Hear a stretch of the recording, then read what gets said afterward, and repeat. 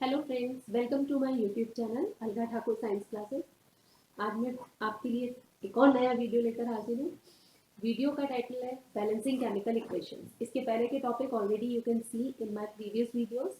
Chemical equation क्या है, chemical change क्या है, फिजिकल चेंजेस क्या है। आज हम बैलेंसिंग सीखेंगे केमिकल इक्वेशंस की, which is an important part of class 10 first, second and third chapter, as well as it is important for remaining 2 chapters also, क्योंकि बैलेंसिंग तो आपको हर जगह काम आनी है। ठीक है, डन।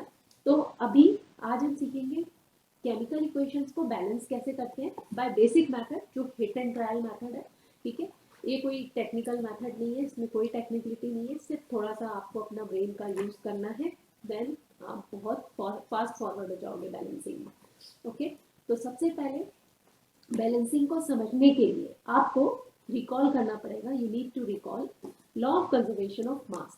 क्या है law of conservation of mass? अगर सीधी भाषा में मैं कहूँ तो mass can neither be created nor be destroyed during a chemical change. Okay, done. मतलब ना मास को हम खत्म कर सकते हैं, ना हम उसको बना सकते हैं। कोई भी केमिकल चेंज होता है तो उसमें जो लेफ्ट हैंड साइड होता है, या कहना चाहिए जो total mass of elements present in the reactant side is equal to total mass of elements which are present in the product side. Okay, मतलब अगर मैं एक रिएक्शन लिखूं, suppose if I right one reaction that is, just wait, suppose if I write one reaction as a plus b, okay, then it is a plus b, it gives c। ठीक है, तो मान लीजिए इस इन दोनों का जितना भी टोटल मास होगा, ए प्लस बी का जो टोटल मास होगा, ठीक है, मास और वेट टोटल डिफरेंट कंसेप्ट है, ये भी आप मेरे वीडियोस में देख सकते हैं।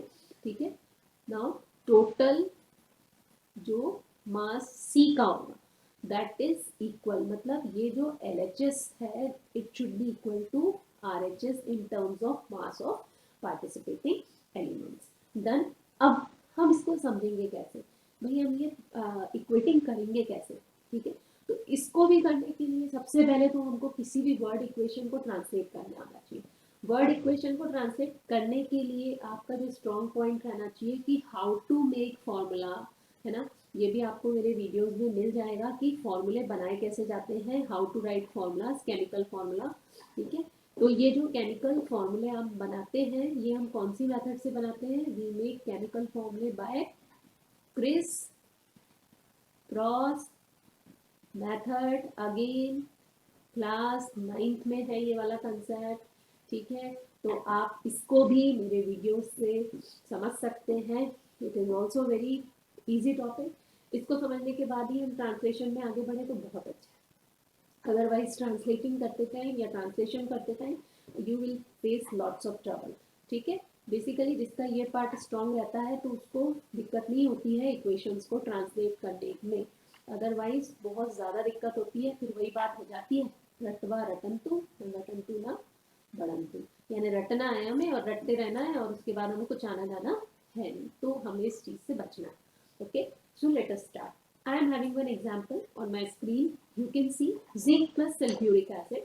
ठीक है, इसको हम हाइड्रोजन बाइसल्फेट भी बोलते हैं। अभी मैंने ऐसा बोला, हाइड्रोजन बाइसल्फेट। Okay, done.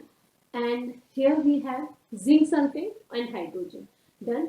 अभी हम देखेंगे कि जिंक जो है, जिंक को how to write zinc, so Zn plus hydrogen bisulphate, so H2SO4, इसको सल्फ्यूरिक एसिड बोलते हैं। Sulphuric acid is known as king of chemical.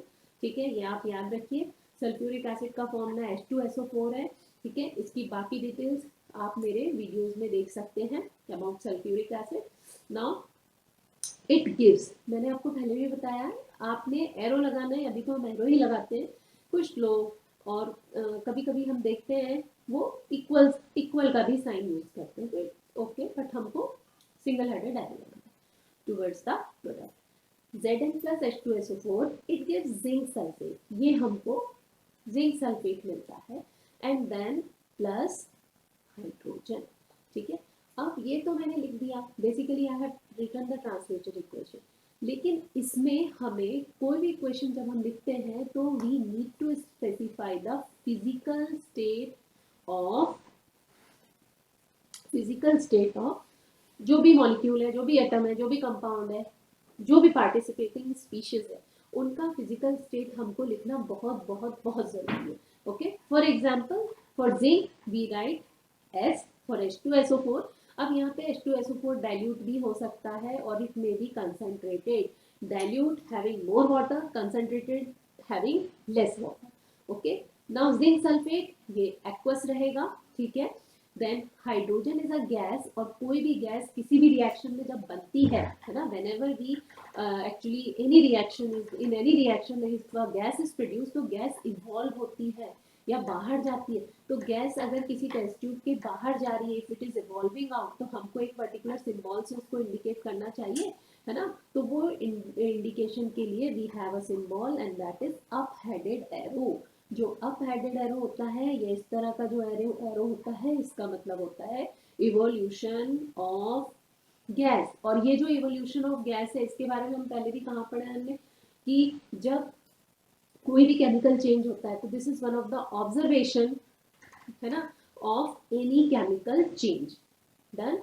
अब यहाँ पे हम देखेंगे, ट्रांसलेट तो कर लिया. अब after translating how to balance. So balancing this equation, when we want to balance this equation, then we need to use the hit and trial method.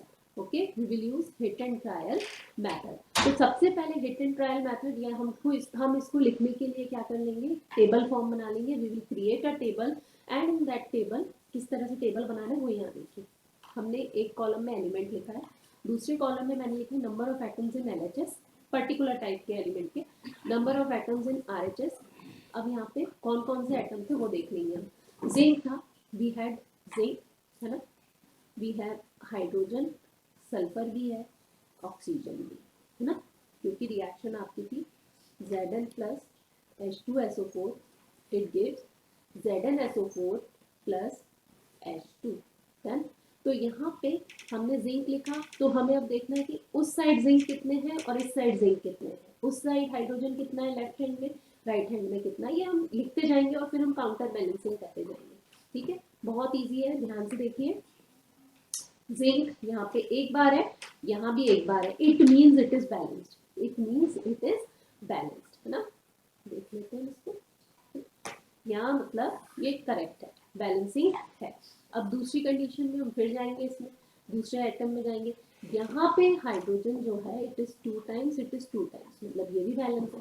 But when we talk about sulphur, यहाँ पे sulphur एक बार है, यहाँ भी sulphur एक बार है. Oxygen कितनी बार है, 4 बार है. यहाँ ऑक्सीजन कितनी बार है, 4 बार है. तो यहाँ तो ये सारी ही इक्वेशन बैलेंस है, ये भी 4 टाइम्स है, ये भी 4 टाइम्स है. कहीं भी हमें समझ में नहीं आया कि कुछ डिफरेंस है या कुछ गड़बड़ है. दोनों तरफ एटम सेम है. इफ एटम सेम मतलब मास भी सेम है. If number of atoms are same मतलब law of conservation of mass is following over here. So it means the reaction is balanced. यहाँ पे जो रिएक्शन है वो ऑलरेडी बैलेंस्ड है. ये मैंने आपको एक एग्जांपल दिया. Okay, done. ये हिट एंड ट्रायल मेथड होती है. अब सपोज मान लीजिए ऐसा हुआ तो नहीं है, पर अब सपोज अगर जब आप बैलेंसिंग करते हैं, तो ये जो आपने बेसिक इक्वेशन बनाई है आफ्टर ट्रांसलेशन, ये इसको हम स्केलेटल इक्वेशन बोलते हैं. We call it as skeletal equation. ठीक है, ये जो स्केलेटल इक्वेशन है, इसको आपको कभी भी डिस्टर्ब नहीं करना है. मान लीजिए आपके कोई एटम डिस्टर्ब हो रहे हैं, बैलेंस नहीं हो रहे हैं, तो आप यहाँ ये बीच के जो गैप्स हैं इनमें कभी भी कुछ नहीं लगा सकते. You don't have right to write anything. ठीक है, इन बिटवीन द एटम्स, है ना. मैं उठा के यहाँ नहीं लगा सकती कुछ, मैं उठा के यहाँ नहीं लगा सकती कुछ, या मैं इसके बीच में नहीं लगा सकती, मैं ये नंबर नहीं चेंज कर सकती. तो फिर मैं कर क्या सकती हूँ, हम क्या कर सकते हैं, हम सिर्फ सामने जो फ्रंट के जो नंबर है उनको चेंज कर सकते हैं, उनको लगा सकते हैं. फ्रंट में जो लिखे हुए नंबर है, those numbers are called stoichiometric coefficient. Those numbers are called stoichiometric coefficient. Okay, front में जो नंबर लिखे हुए हैं, है ना, मैं आपको स्पेलिंग लिख के बता दूं इसकी. डन. स्टोशियोमेट्रिक कोफिशिएंट जो होते हैं वो बहुत इंपॉर्टेंट फैक्टर है for balancing chemical equation. Okay, मैं इसको लिख कर बता दूं आपको, मतलब आपको फ्रंट में ही नंबर लगाना है. Those front numbers are called as stoichiometric coefficient. Coefficient. Done. तो आई होप इतना तो आपको क्लियर हो गया होगा। डन। इसके बाद अब आपको क्या करना है, ट्रांसलेशन। कुछ एग्जाम्पल सीखने हैं हमें। ये एग्जाम्पल्स सीबीएसई की बुक से उठाए हैं मैंने, ठीक है, from NCERT only these examples are there. इन्हें हमें ट्रांसलेट करना है and then we have to balance them, ठीक है। तो इसका आपको यदि सोल्यूशन देखना है तो आप मेरे नेक्स्ट वीडियो को जरूर वॉच कीजिए, ओके। अभी तो मैंने आपको बेसिक बताया, नेक्स्ट वीडियो में you will learn this example. एक दो एग्जाम्पल्स मैं अभी बता देती हूँ, ठीक है, बाकी के एग्जाम्पल्स हम नेक्स्ट वीडियो में देखेंगे, ठीक है। हाइड्रोजन प्लस क्लोरीन वाला हम एक एग्जाम्पल ले लेते हैं। Will take one example that is hydrogen plus chlorine, okay.